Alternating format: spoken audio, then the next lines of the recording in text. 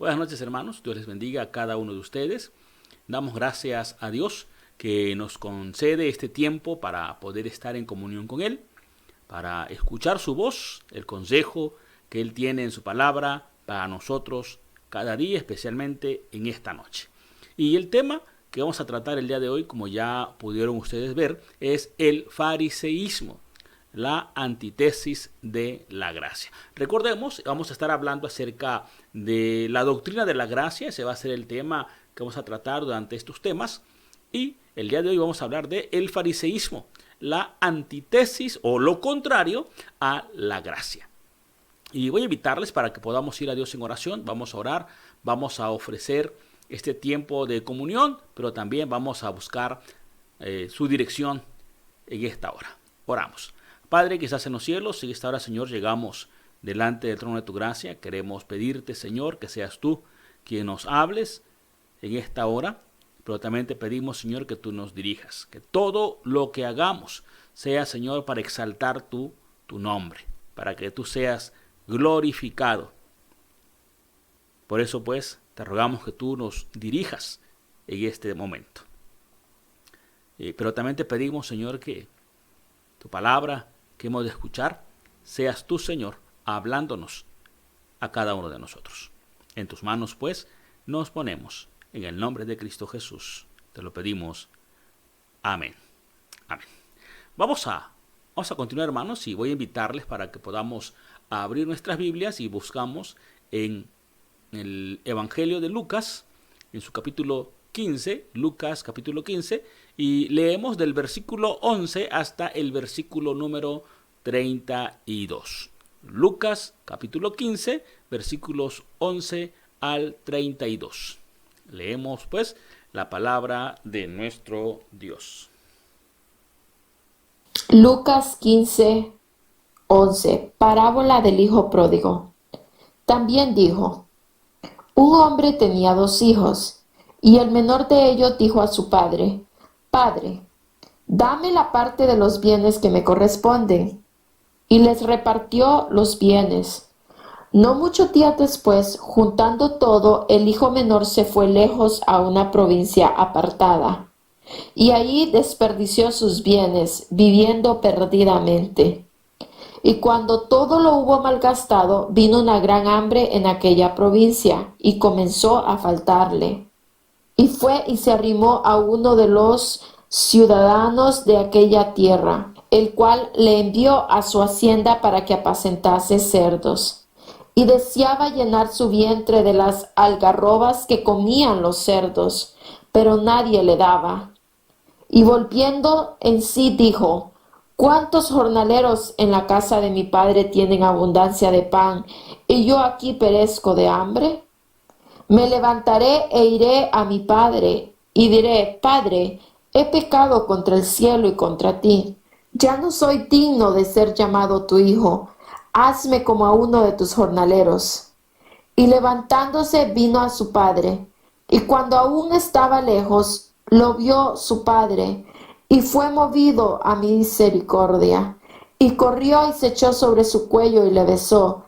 Y el hijo le dijo: Padre, he pecado contra el cielo y contra ti, y ya no soy digno de ser llamado tu hijo. Pero el padre dijo a sus siervos: Sacad el mejor vestido y vestidle, y poned un anillo en su mano, y calzado en sus pies, y traed el becerro gordo y matadlo, y comamos y hagamos fiesta. Porque mi hijo muerto era, y ha revivido. Se había perdido y es hallado. Y su hijo mayor estaba en el campo. Y cuando vino y llegó cerca de la casa, oyó la música y la danza. Y llamando a uno de los criados, le preguntó qué era aquello. Él le dijo: tu hermano ha venido, y tu padre ha hecho matar el becerro gordo, por haberle recibido bueno y sano. Entonces se enojó y no quería entrar. Salió por tanto su padre y le rogaba que entrase. Mas él respondiendo, dijo al padre: He aquí tantos años te sirvo, no habiéndote desobedecido jamás, y nunca me ha dado ni un cabrío para gozarme con mis amigos. Pero cuando vino tu hijo que ha consumido tus bienes con rameras, has hecho matar para él el becerro gordo. Entonces le dijo: Hijo, tú siempre estás conmigo y todas mis cosas son tuyas. Mas era necesario hacer fiesta y regocijarnos, porque tu hermano era muerto y ha revivido, se había perdido y es hallado. Amén. Continuamos y vamos a tener la predicación. Como dijimos, el tema es el fariseísmo, la antítesis de la gracia.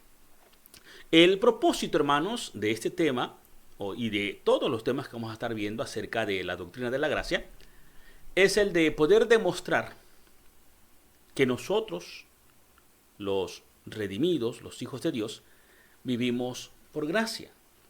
Y hablamos de gracia de lo que ya Dios ha hecho en nosotros, por nosotros y a través de nosotros. Y el tema de hoy es demostrar que lo menos esperado, es decir, lo mejor de la humanidad, es lo que se opone o es lo opuesto a Cristo y al Evangelio. Aquí en el pasaje de Lucas encontramos o podemos ver el obrar de la Trinidad. En todo este pasaje de Lucas podemos ver ese mover y ese obrar de la Trinidad. En todo el pasaje de Lucas 15 podemos ver la obra de Dios para el bien del hombre y la obra de la Trinidad. Veamos, por ejemplo, que en los versículos versículos 4 al 7, podemos ver a Jesús, el Hijo, buscando al perdido. No buscando al bueno, sino buscando al perdido. Nos habla, pues, de la segunda persona de la Trinidad, Jesús, quien está buscando al perdido, no al bueno. En estos versículos 4 al 7 podemos encontrar la parábola de la oveja perdida. Jesús buscando al perdido, no al bueno. Podemos ver también, hermanos, en los siguientes versículos 8 al 10, podemos ver al Espíritu Santo, quien está obrando para iluminarnos y mostrarnos nuestro pecado y nuestra condición de perdidos. Podemos ver la parábola de la moneda perdida. El Espíritu Santo iluminando nuestra mente, iluminando nuestro camino, para que nosotros podamos llegar a darnos cuenta de nuestra condición. Recordemos que si el Espíritu Santo no obra en nuestras vidas, no vamos a poder darnos cuenta de que somos pecadores y vamos a creer que somos perfectos, que no necesitamos de Dios para nada, porque somos buenos, nos portamos bien, no somos como los demás. Pero cuando el Espíritu Santo empieza a obrar en nuestras vidas, el Espíritu Santo muestra nuestra verdadera condición de pecado y de perdidos. En los siguientes versículos, del 11 al 32, podemos ver la obra del Padre, o a Dios el Padre, amando al perdido, no al bueno. Y esto nos recuerda lo que el mismo Jesucristo nos dijo, que los sanos no necesitan de médicos, sino los enfermos. Así que podemos ver entonces a la Trinidad obrando para el bienestar de nosotros, del ser humano. En Lucas 15, repito, podemos ver la obra de la Trinidad para con el hombre, para con el ser humano. Y teniendo esto en mente, tenemos nosotros que ver, en primer lugar, lo siguiente: que los buenos son rechazados en el reino de Dios. Según lo que dice Lucas 1 y 2, nos habla de que los buenos son rechazados. Lucas 1 y 2 dice: dime con quién andas y te diré quién eres. Aunque no lo dice específicamente de esa manera, sí dice en los versículos 1 y 2. Se acercaban a Jesús todos los publicanos y los pecadores para oírle. Y los fariseos y los escribas murmuraban diciendo, este a los pecadores recibe y con ellos come.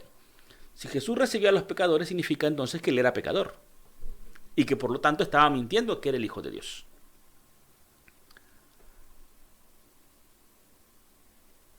Los buenos son rechazados en el reino de Dios. Había una crítica de los fariseos hacia Jesús. Dime con quién andas y te diré quién eres. Es por eso, hermanos, que Jesús siempre fue criticado, fue menospreciado por los fariseos. ¿Por qué son rechazados los buenos? En primer lugar, son rechazados los buenos porque los buenos, entre comillas los buenos, confían en su propia justicia. Vayamos a Lucas capítulo 15, versículo 29. Allá en Lucas 15, 29 dice, habla acerca del hijo o el hermano del hijo pródigo, el otro hijo de este hombre, que llega a su casa y encuentra toda la fiesta, el regocijo alrededor de aquel que se fue, que malgastó, que se portó mal, y regresa y su papá se lo aplaude, se lo celebra. Bueno, así pareciera ser. Por eso este otro hijo se enoja y dice, te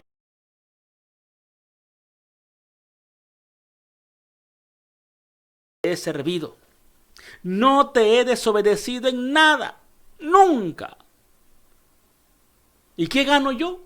Nada, nunca me has dado ni siquiera un cabrito para gozarme con mis amigos. Este otro hijo de este hombre se presenta como el bueno y pone lo que él ha hecho.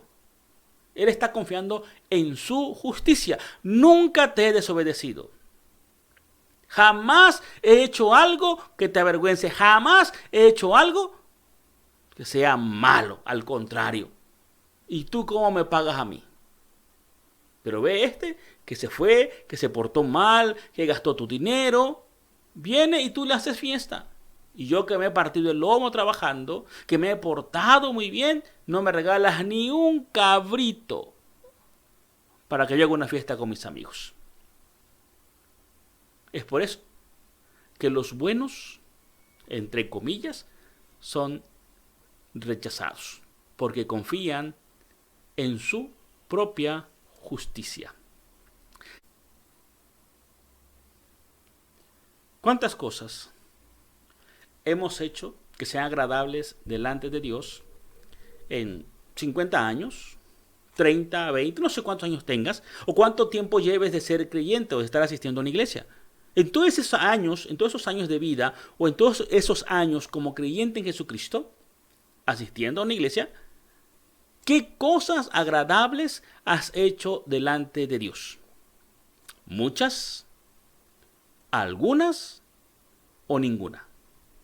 ¿Podrías contestar cuántas cosas has hecho que sean agradables delante de Dios en toda tu vida como creyente, como hijo de Dios? ¿Podrías enumerarlas? Decir, bueno, pues a lo largo de toda mi vida como creyente o como hijo de Dios, he hecho esto, he hecho lo otro. Tal vez puedas decir, he fundado algunas misiones o he hecho obra misionera. O cuando yo fui parte de una directiva se logró tal cosa. No sé, tal vez puedas encontrar muchas cosas. Pero realmente son cosas que han sido agradables delante de Dios. Y si las has hecho, no puedes confiar en ellas. No puedes esperar que en base a eso, entre comillas, que has hecho, sea algo que tenga realmente que tomar en cuenta. Si hemos pensado así, o si pensamos así, estamos tomando la actitud de este otro hijo, del hijo pródigo. Señor, si yo siempre he hecho lo que tú me pides. Nosotros, los cristianos, los hijos de Dios o los redimidos, debemos de confiar no en nuestra justicia, sino debemos de confiar en lo que Dios ha hecho. Debemos confiar solamente y exclusivamente en la obra de Cristo y así seremos realmente agradables delante de Dios en Cristo porque estaremos cubiertos con la justicia de Él. No podemos confiar en lo que nosotros hemos hecho, sino tenemos que confiar en la obra de Cristo. Y entonces, cuando Dios nos cubre con la justicia de Cristo, es cuando podemos ser agradables delante de Dios. Vayamos a 2 de Corintios, capítulo 5, versículo 21. ¿Qué nos dice? 2 de Corintios 5, 21. Dice la palabra del Señor. Al que no conoció pecado, por nosotros lo hizo pecado, para que nosotros, y escuche bien esto, para que nosotros fuésemos hechos justicia de Dios. ¿En quién? En Él. Al que no conoció pecado, aquí hablamos de Cristo, de Jesús. Dios lo hizo pecado por nosotros, para que nosotros, que éramos pecadores, fuésemos hechos justos o declarados justos delante de Dios a través de Jesucristo. Es por eso que no podemos nosotros, en ningún momento podemos confiar en nuestra justicia. No somos buenos. Aunque aparentemente nos podamos portar bien, no somos buenos. Y necesitamos de la justicia de Cristo. Es por eso que podemos afirmar, con esto que hemos hablado, que hemos visto, podemos afirmar que lo opuesto al Evangelio no se encuentra en las casas de prostitución, en las cárceles o en las guerras. Lo opuesto al Evangelio es el fariseísmo. ¿Cuándo nos volvemos fariseos? Cuando empezamos a confiar en nosotros. Cuando empezamos a confiar en lo que nosotros hacemos, nos volvemos fariseos. Y es cuando estamos en contra del Evangelio. Lo opuesto al Evangelio es el fariseísmo. Por eso decíamos que lo opuesto no se encuentra en las casas de prostitución, en los antros, en las guerras o en las cárceles. Lo opuesto, y tristemente, lo opuesto al Evangelio se encuentra en nosotros. Ahí está lo opuesto al Evangelio, en nuestras vidas. ¿Ha visto usted cómo se ve un puño delante de un espejo? Usted pone el puño delante del espejo. ¿Y a quién está señalando ese puño en el espejo? A nosotros. El fariseísmo, hermanos, tiene que ver con la obra del hombre. El fariseísmo tiene que ver con la obra del hombre. Es por eso que no podemos nosotros confiar en nuestras obras. Y cuando hablamos de la obra del hombre, tenemos que hablar de lo siguiente. El fariseísmo, que se basa en la obra del hombre, tiene que ver de manera externa o de manera superficial con el amor a la palabra. Y no estoy hablando del hecho de leer. Tenemos que leer la Biblia, no hay otra forma. Pero a veces decimos, es que yo no voy a leer ningún otro libro que no sea la Biblia. Pero Dios ha iluminado a otras personas, les ha dado sabiduría para explicar lo que está en la Biblia. Hay cosas que no comprendemos tan fácilmente. Y si nos cerramos y decimos, no, ningún otro libro, solo la Biblia, estamos cayendo en fariseísmo, porque hay pasajes que vamos a desvirtuar en su contenido, porque puede ser que erremos en su interpretación. Mientras hay otras personas que han estudiado, que se han preparado, y Dios los ha usado para esclarecer esos pasajes. Repito, no es que no leamos la Biblia, hay que leer la Biblia, pero Dios ha dado o ha usado a personas que nos pueden ayudar a entender los pasajes bíblicos.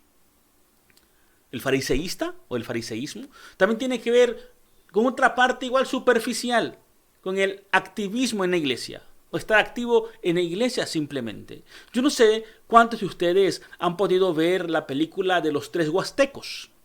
En la película de los tres huastecos sale una mujer que se la pasa día y noche en la iglesia y descuida a su hogar, a su familia, a sus hijos, a su esposo, y está metida allí. A veces nos puede pasar así. Descuidamos todo lo demás y nos volvemos activistas en la iglesia o en el templo. Y nos volvemos, como dice el dicho común, candil de la calle, oscuridad de tu casa. En el templo estamos activos, hacemos, servimos, pero en casa nada de eso hacemos. El fariseísta o el fariseísmo se conforma de manera superficial con tener una vida ejemplar. Me porto bien. Que todos vean que yo soy realmente un creyente. Pero todo es superficial, todo es apariencia, porque muy dentro de nosotros no se aplica lo que hemos leído, no se aplica lo que hemos aprendido de la palabra del Señor. El fariseísmo también de manera superficial nos hace creer que tenemos que ser pilar en la comunidad. Sí tenemos que ser pilares, eso es obvio, pero no de manera superficial. Sí tenemos que tener amor para la palabra, tenemos que ser activos, tenemos que tener una vida ejemplar y ser pilar en la comunidad, pero no solo de manera exterior o superficial, sino desde lo más profundo de nuestro ser. En la Biblia, hermanos, encontramos un contraste entre Cristo y los fariseos. Es decir, una gran diferencia entre tener amor por la palabra, estar activos, tener una vida ejemplar y ser pilar en la comunidad. Hay una gran diferencia. Jesús lo era al 100%, mientras que los fariseos, no, ellos solamente era algo superficial. Por eso Jesús le dice, ustedes son aquellos que hacen cargas pesadas para que otros lleven, que ustedes ni siquiera con un dedo pueden levantar o quieren levantar. Y ser fariseísta trae consecuencias. Si usted no lo ha pensado, debe de pensar en esta parte, que el ser fariseísta trae consecuencias en nuestra vida. ¿Cuáles son esas consecuencias que trae el fariseísmo en nuestra vida o a nuestra vida? Las consecuencias del fariseísmo en nuestra vida es que pone énfasis en lo exterior, no en el corazón. Genera pleitos, genera contiendas. Mata a la gracia de Dios en nuestra vida. Y mata la transformación en la vida del creyente.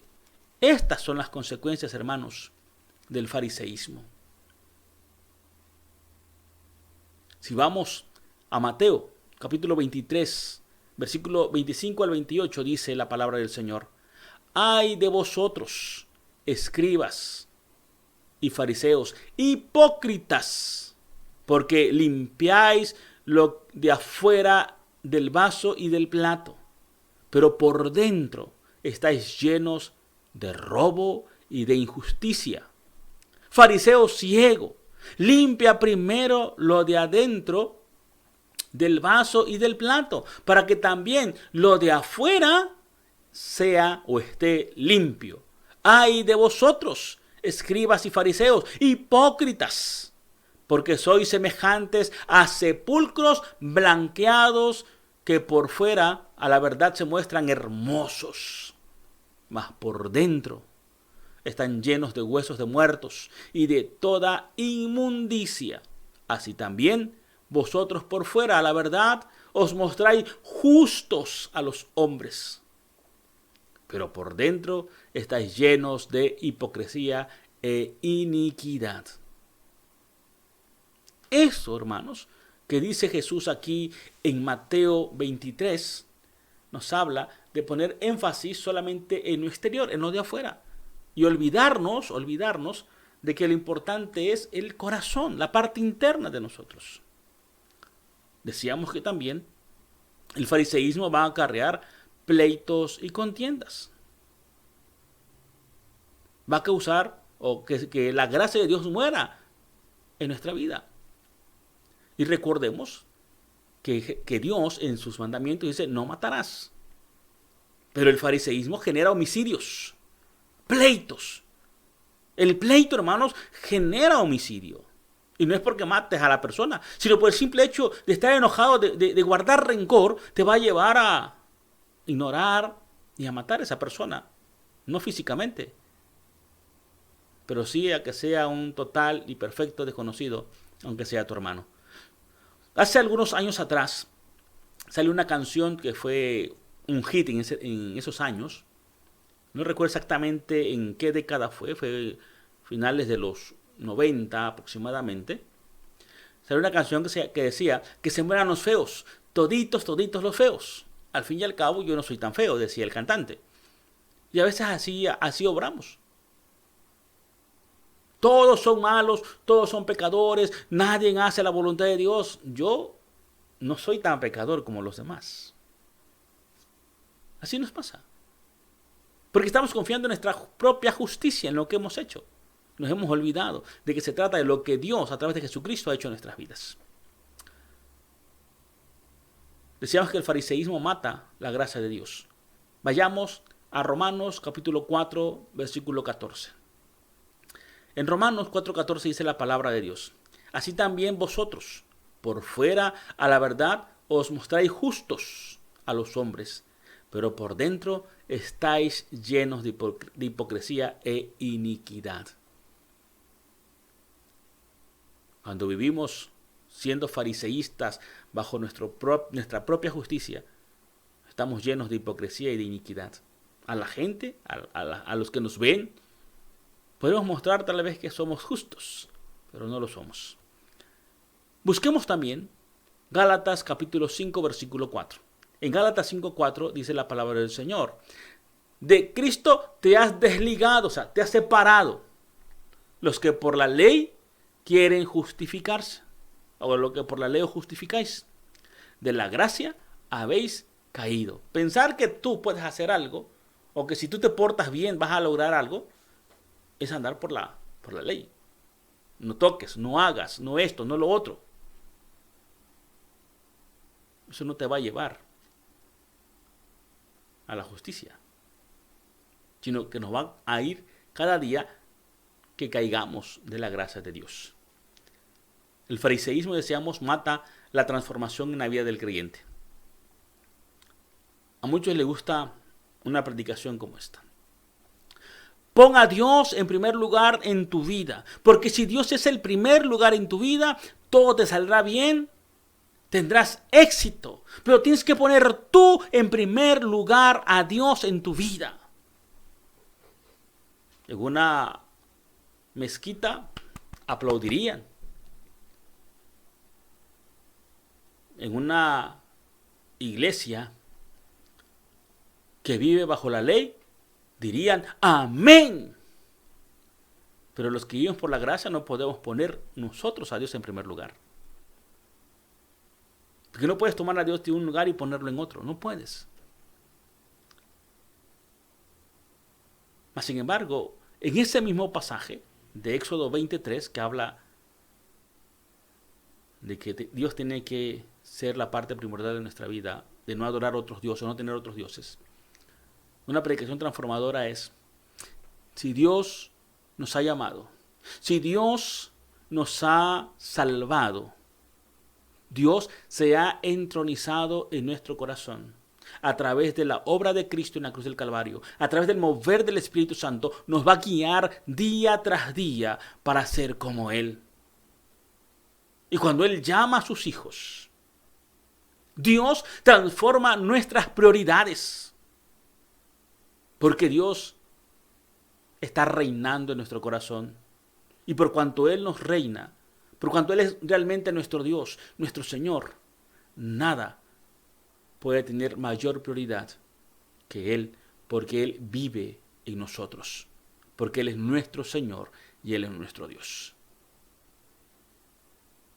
Esa es una predicación transformadora, no una predicación moralista. Ponlo tú. No. Si Dios te ha llamado, si Dios te ha escogido, Él ha tomado el control de tu vida y Él ocupa ese primer lugar. No porque tú lo hayas puesto, sino porque Él está viviendo o se ha entronizado en tu vida.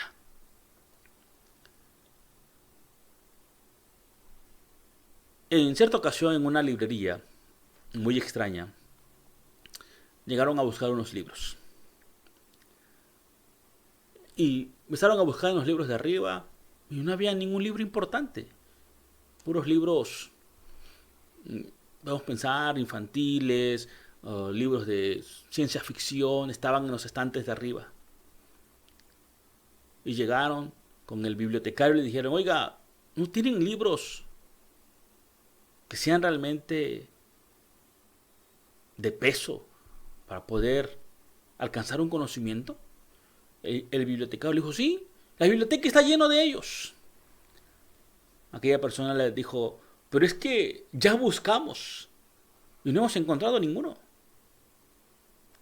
El bibliotecario sonrió y les dijo, es que han buscado mal. Esos libros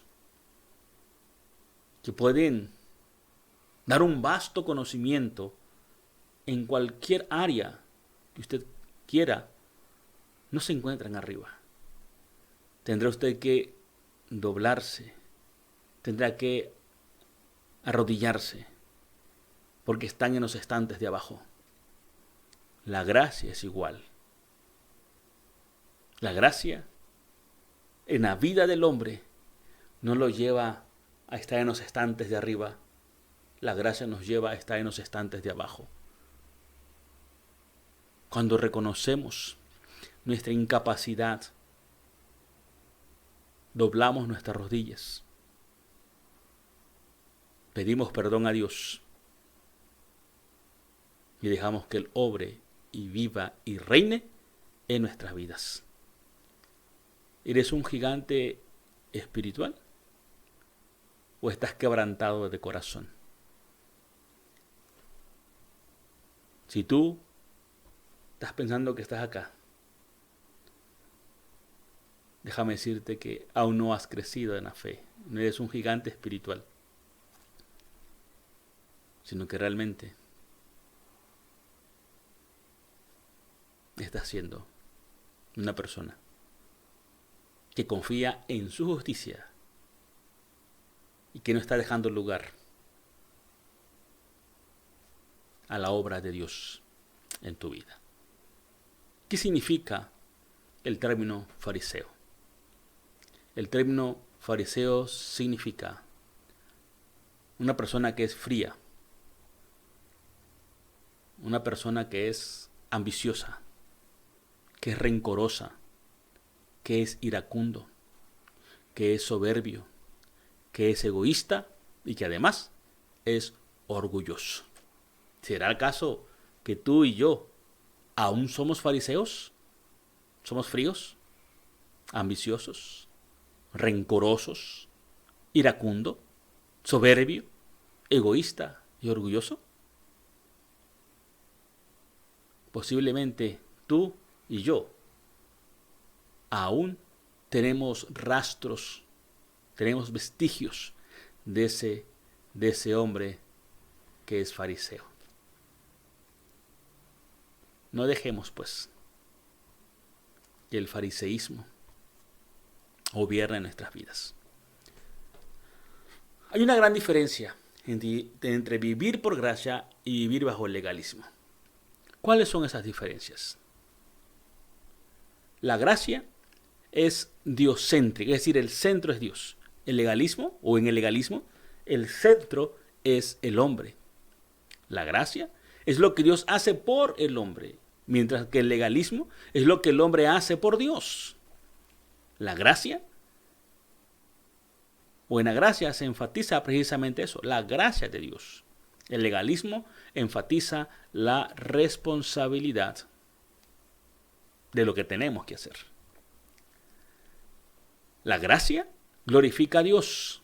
El legalismo exalta al hombre. La gracia es por fe, el legalismo es por la obra o por las obras. La gracia nos hace entender que las pruebas son para fortalecer nuestra fe. El legalismo dice que las pruebas son castigos de Dios. ¿En qué parte realmente estamos? ¿Hemos entendido lo que es la gracia? Tenemos que recordar que somos totalmente inmerecedores de la gracia y del amor de Dios. Tenemos que comprender que el hombre sin Cristo está claramente perdido. Y tenemos que declararnos en bancarrota espiritual. No podemos pensar que somos los más espirituales. El apóstol Pablo dice, de todos los pecadores, yo soy el más grande. Porque Pablo había entendido lo que era la gracia y vivía por la gracia de Dios. Así que, estimados hermanos, nuestra actitud fariseísta se opone o es contraria al Evangelio. Despojémonos de ese traje fariseísta y volvamos a Cristo y a su gracia. Que el Señor nos bendiga. Amén. Bueno, hermanos, vamos a concluir esta noche con nuestra transmisión, con este tema. Recuerden, cada martes vamos a estar subiendo un tema. Vamos a estar hablando acerca de la gracia, lo que queda en estos temas que siguen. Y les invitamos pues, para que nos acompañen todos los martes. Estaremos subiendo estos temas. Y le invitamos también a que se suscriba aquí al canal. Le dé también clic a la campanita para que les avise cuando se haya subido el tema de cada martes. En la página de la iglesia esta semana, como se ha suspendido nuevamente los cultos por esta semana, vamos a estar transmitiendo también. Así que les invitamos para que no se pierdan las transmisiones aquí por YouTube y en la página de la iglesia. Así que hermanos, que el Señor les bendiga. Vamos a orar para terminar y nos vamos a despedir escuchando un canto. Así que vamos a orar para concluir con nuestra transmisión. Amoroso Señor, te damos gracias porque nos has permitido el poder estar esta noche en comunión contigo a través de este medio. Te suplicamos, Señor, que tu palabra que ha sido expuesta, Señor, la haga germinar en nuestro corazón y en nuestra mente para que podamos vivirlo. Podamos, Señor, deshacernos de ese remanente fariseísta, pecador, Señor, de nuestra vida, y que podamos ser hombres y mujeres que vivamos en tu gracia, sometidos a ti, Señor, y guiados por ti, recordando que no se trata de lo que nosotros hacemos, sino de lo que tú ya has hecho a través de la obra de tu Hijo Jesucristo. Derrama pues tu bendición sobre cada uno de nosotros. En Cristo Jesús te lo pedimos. Amén. Amén. Bueno, hermanos, nos vemos. Que el Señor les bendiga. Nos vemos la próxima semana aquí en YouTube. Y recuerde, suscríbase y dele a la campanita. Yevarejeja Adonai Beish Mereja. Yaer Adonai Panaveleja Bijuneka. Isa Adonai Panam Meleja Beyasen Leja Shalom.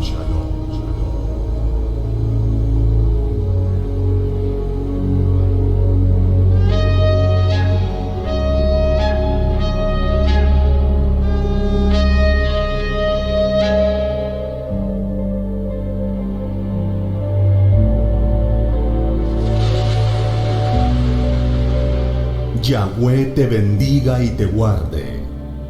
Yahweh haga resplandecer su rostro sobre ti y tenga de ti misericordia. Yahweh levante su rostro sobre ti y te dé paz.